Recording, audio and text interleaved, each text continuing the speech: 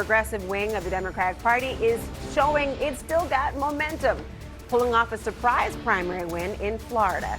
Democratic Socialist Angie Nixon upset establishment favorite Alex Vindman in the state's Democratic Senate primary. Vindman was a key witness during President Trump's first impeachment and raised, get this, more than 16 times as much money as Nixon. State Rep Angie Nixon joins me now. Representative, welcome back to the show. Congratulations on your win. Your opponent, as I mentioned, had more money, had the backing of the Democratic establishment. What message do you think your win now sends? Well, for sure. Thank you for having me. And I want to be clear. We knew that we were going to win. Our campaign knew that we were going to win because we put in the work and because we went out and we centered people and the issues that concerned them and they cared about. The fact was that folks are upset because Donald Trump and unelected Ashley Moody only care more about ensuring that their campaign donors and corporations are getting richer and richer. And meanwhile, everyday people are working harder than ever and still struggling just to stay afloat. And so we were able to resonate with people also because I have a proven track record of standing up and being a fighter. And again, as I stated earlier with you today, it's not about people's labels for me. Yeah. I'm a single mom. I was a single mom for, 12 years. I'm a mother now. I'm an organizer. I'm a community organizer. But more importantly, it's about the needs of the people. And what people need is they need housing, right? They need universal health care. They want universal child care to help lower their costs so that they can just be able to live without struggling or anything like that. You know, we did talk just last night, actually, anticipation of this moment. And you say that you reject labels. Republicans, though, they already want to paint one right on you. They are leaning into attacking you for being a Democratic socialist. Republican Senator Ashley Moody said this. Angie Nixon, who will be my opponent in November, and her comrades want to destroy this country and everything that it is built on. I am not exaggerating. I believe that America is the greatest country on earth. And in the face of anti-American rhetoric, folks that want to destabilize this country, I think we all need to stand on that line. Anti-American, destabilizing, destroying the country. What's your plan to combat that messaging? Well, first of all, I look forward to Ashley Moody calling me senator in November. And secondly, Ashley Moody actually used 10 million of our dollars that were supposed to go towards the most medically needy kids in our state to divert that funding and to defeat ballot initiatives that the citizens placed on the ballot. And so Ashley Moody doesn't care about anything but herself. We continue to see her net worth increase. Meanwhile, Floridians across our state, their net worth is going down. They have absolutely nothing in their savings account. She won't even hold town hall meetings unless they're Republicans. I am someone who's willing to go out and talk to everyone, even if they don't believe how I believe ideologically, because I want to represent all Floridians here in the state of Florida. Many people who have called and reached out to Ashley Moody's office for help, you know who they call? Because she doesn't return their call. They call me. They email me and we help connect them to the resources that they need. And so I'm not running away from the people, I'm running to them. And I look forward to becoming their next United States Senator come November. Well, a Democratic nominee who wants to be called governor in your state is David Jolly, and he praised you as a fighter, but he also said that he flatly rejects socialism. How do you plan to unite the party around your campaign right now? Again, it is not about labels. It's about the most basic rights that people here in the state need. They need housing. Right now, here in our state, it costs over $18 of the national average to rent a home or to rent an apartment here. Mm. People are paying 300 more times for property insurance here in the state of Florida. We witnessed Ashley Moody fail to extend the ACA subsidies, which caused nearly 300,000 people to be knocked off of the Affordable Care Act rolls. She doesn't care about anyone but herself. And also, she did that because her campaign donors are health insurance companies. And so I look forward, Ashley Moody, to taking you on and to whooping you in November, and you will be calling me your senator. State Representative Angie Nixon, thank you for joining. Angie Nixon, who Florida state rep, she wins this race for the nomination for the Senate, raising over only $1 million compared to Alexander Vindman, who for a time was a household name because of his role in the impeachment hearings against Donald Trump, who raised $16 million. And I have to wonder if what this speaks to is, I take your point on the socialism piece of this, but what this really speaks to is the limits right now among Democrats in being just strictly anti-Trump, and that being your sort of political personality. One of the things the DSA is doing is talking about kitchen table issues, economics, and they're doing it in a way that rubs some people the wrong way, but that's what they're talking about.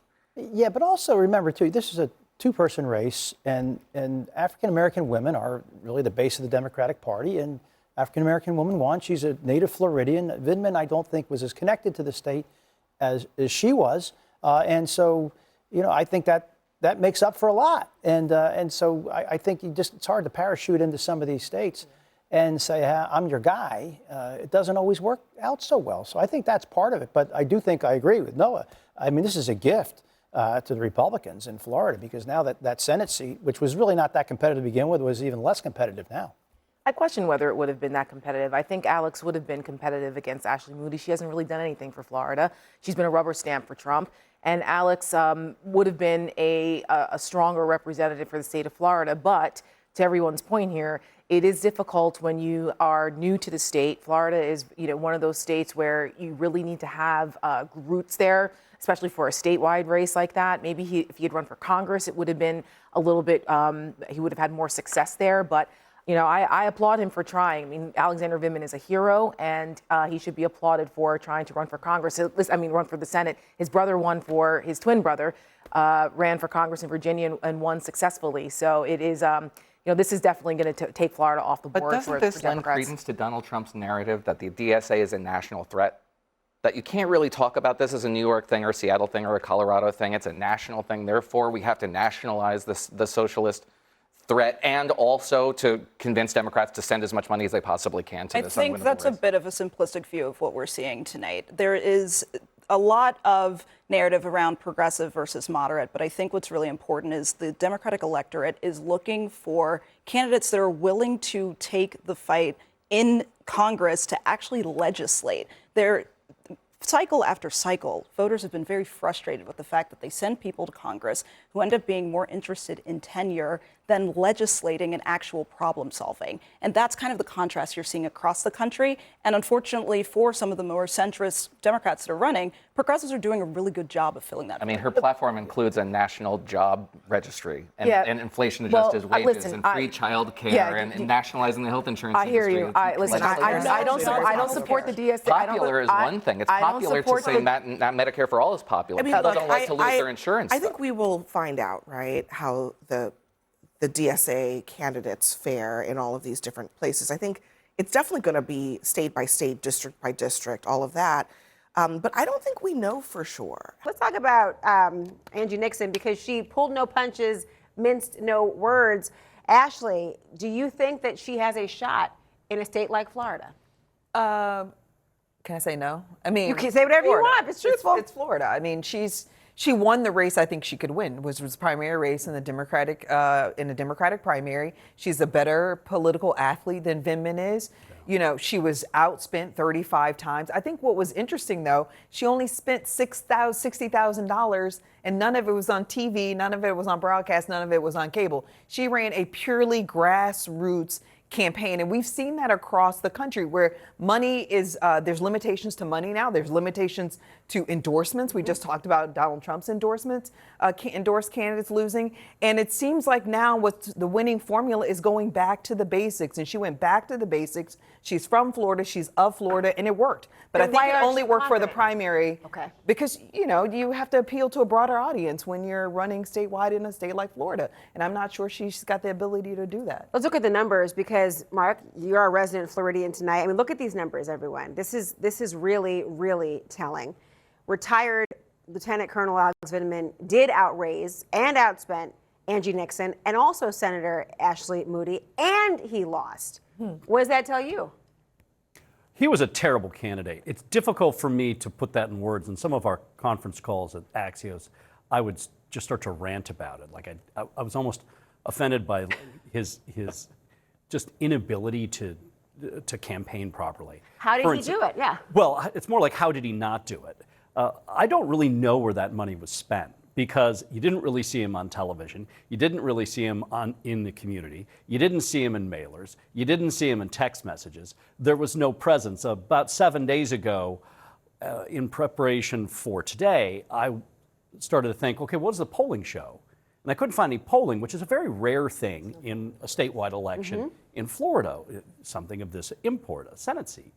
And I called a number of pollsters, and everyone's like, no, we're just not paying attention to it. And I realized, well, let's see. I'm not seeing Vindman really campaign. He has no real roots here. He's essentially sort of carpet-bagged here. I didn't even know the guy lived in the state. I thought, like his brothers in Congress, he lived in Virginia. And so then I started to think, well, Angie Nixon's a known commodity. She comes from Jacksonville, which is a large media market with a lot of voters. She has an active coterie of progressive supporters who are very into her. And she made her presence known on social media. And a lot of Democrats just didn't know who she was and who he was, including my own wife, who is a longtime Democratic voter. She was not contacted by either campaign. Voters like that walked into the polls, Democratic voters, and they saw a man they didn't know and a woman they didn't know. And a lot of them voted for the woman they didn't know. A lot of progressives showed up because they wanted to vote for the progressive. And a lot of people just didn't show. It was a pretty low turnout primary. All of these things combined together very well for her. Not to take away from her, I agree she was certainly the superior political athlete. Angie Nixon was a better candidate who ran a better campaign, and she won. Also, black voters made a big difference in that 100%. race. Vindman was polling and performing poorly with black voters. It became a national story, in fact, and she the very opposite of that. And her last campaign stop was in a black church. I mean, she literally has been in that community, engrossed in it for years. So she had that advantage. One is a combination of black voters, progressives, and then some white progressive voters. Sure, There's 28% of the interesting notion, though, then, because on the one hand, you don't want to diminish what her accomplishment is or her track record and her resume. On the other hand, it sounds like this race might not be predictive of a larger, much more involved one, but how are Republicans going to play this? I mean, it's Florida. Ashley Moody is a popular person. She'll be fine. Democratic socialists are not going to be terribly popular in Florida. I heard Parts of Florida. I heard Miss Nixon say, well, it's not about labels, which I find curious since she joined the Socialist Party just this summer. She affixed the label to herself only now to say, well, it's not really about labels. I actually think Ashley Moody's remarks were dead on. She's just reading out of the Democratic Socialist platform. When you align yourself with people who fundamentally would like to rip, what we know is how America works out root and branch, you're kind of anti-American. And all these socialists, whether they're in Florida or any other state, are going to face these same kinds of attacks. So I think Ashley Moody has the advantage here.